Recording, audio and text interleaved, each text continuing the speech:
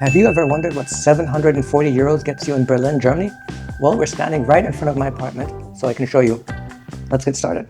Let's go ahead and get started with my kitchen because it's right there near the entrance.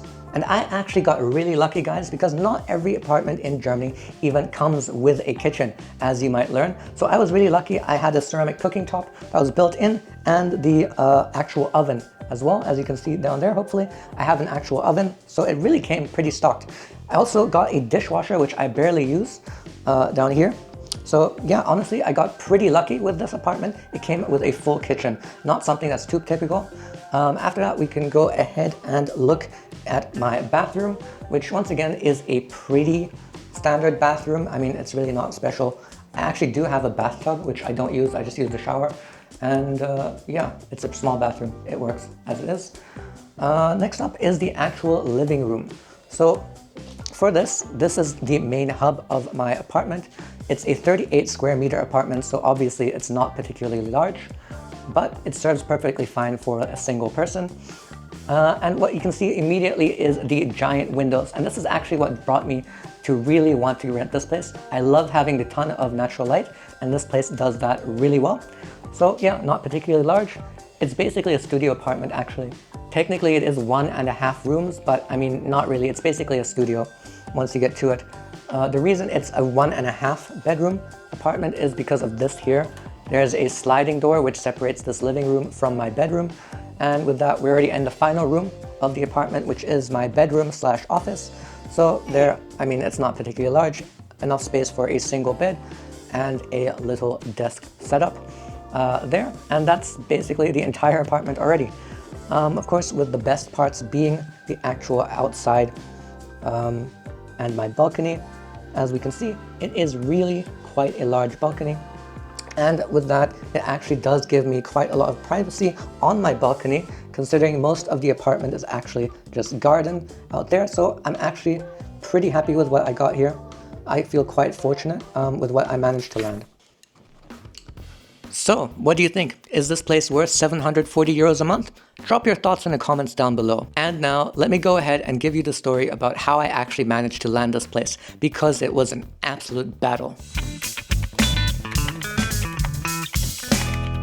First off, let me give you the apartment details. Like I said, it's a 38 square meter apartment that came completely empty except for the kitchen, which is actually really lucky. But first, let me give you a quick recap of the stats. So like I mentioned, it's a 740 euro a month apartment, but it's actually 540 euros cold rent and 740 euros warm rent.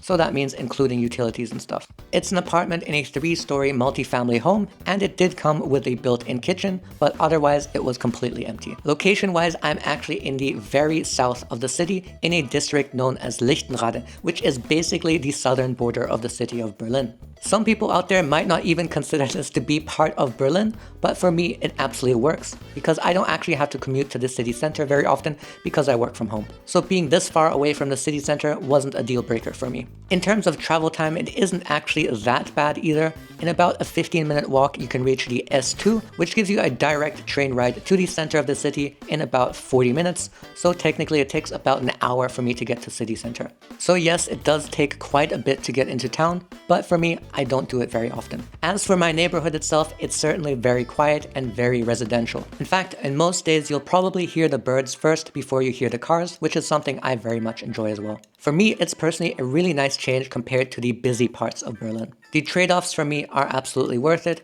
It's a lot quieter, and it is actually quite a bit more affordable as well. Being this far away from the city center, I also have really good access to a lot of nature. In fact, in about 5 minutes worth of walking, I'll be in the forest and a lot of the nature hiking paths. Plus, with this place having such a big balcony and tons of natural light, it actually does make the apartment feel bigger than it actually is. I think that really does help make it feel a lot less cramped than the other Berlin apartments that you'll find at this price point. Overall, I'm honestly really happy to have found this place, especially considering the state of the Berlin housing market, which leads me on to the next point.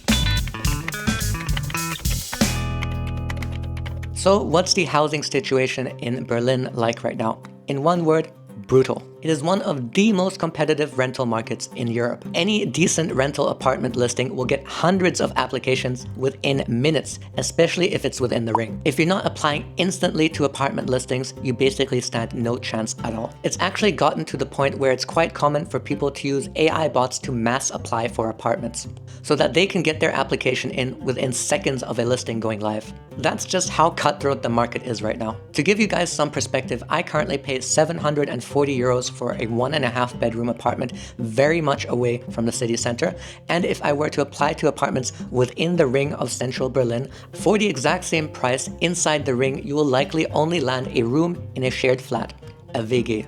And honestly, often you might pay the same or even more. Even if you do find something that's a lot more affordable, the chances that you actually land that listing are beyond slim. Landlords and property managers are absolutely swamped with applications. Most listings are closed within a couple hours, some of the more popular ones even within 10 to 15 minutes. And that's just how fast you need to move. And it's actually not just about money, because landlords will absolutely filter for the ideal tenant. And that means German documents, long-term employment, and stable income.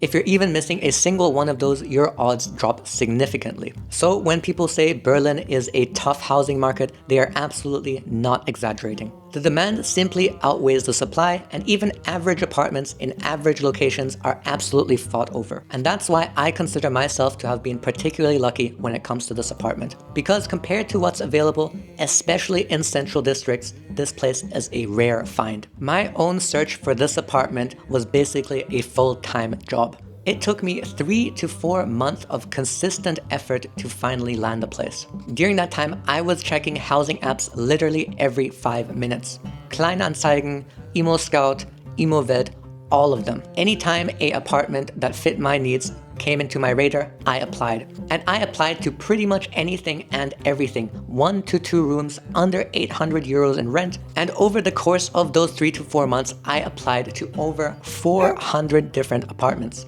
And out of those 400 applications, I received maybe 3 to 4 viewing opportunities. This gives you an idea of exactly how competitive it really is. I sent hundreds of applications and only received a handful of callbacks. Not only that, I did literally everything right on paper. I paid for the premium services on ImmoScout24 just to get my foot into the door.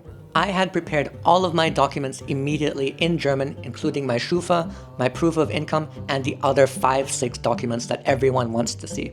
I actually have the bonus advantages of actually being able to speak the language and having a German name. But still, it's absolutely brutal. This current apartment that I landed wasn't even a normal listing. I noticed that a particular realtor was listing apartments very similar to the ones that I was looking for. So I actually gave that realtor a call and asked him directly if there was something off the market that he might have or something that he was about to list, and he did. That's how I found this unit. And to be honest, when I got to the viewing of this apartment, I liked it so much that I decided to go the extra mile. I basically offered him to pay an extra month's rent, or basically $1,000 upfront, to sweeten the deal a bit, just to make sure that I could secure this apartment because I really liked it. Now, some of you might think of that as an unfair move, but in a market this competitive, I believe it made the difference.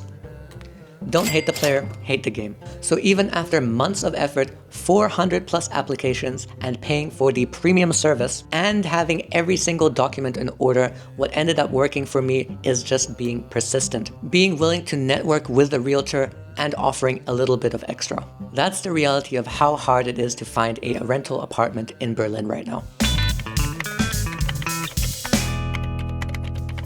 So after going through all of that, here are my takeaways and my advice if you are trying to find yourself an apartment in Berlin right now.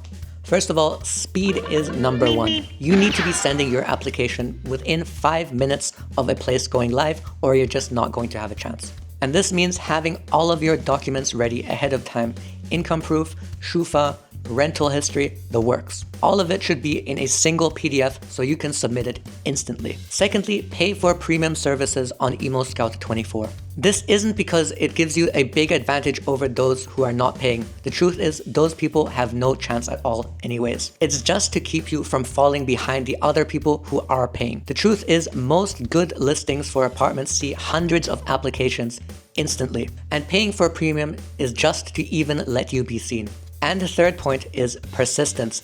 Don't expect to find anything after sending 20 to 30 applications. It can take hundreds.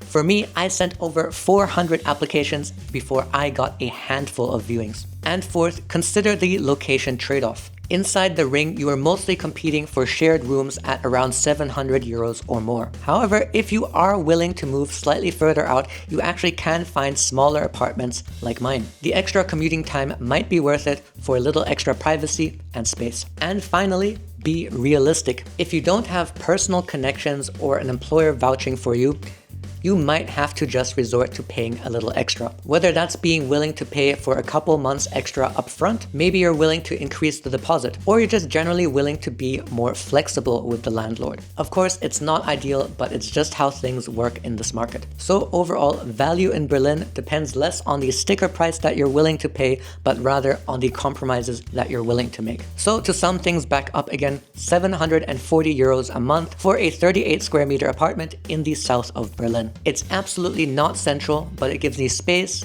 light, and comfort. All of the things that are absolutely worth it for me. The Berlin housing market is extremely tough, and it took me hundreds of applications to finally find a place. 400 plus applications, and even being willing to pay a little extra to finally secure something. The reality is you need to be fast, flexible, and willing to compromise, be that on location, apartment size, or price. But now I'd actually like to hear from you. What is the housing market situation like where you live? Do you think 740 euros a month for this place is good value or not worth it?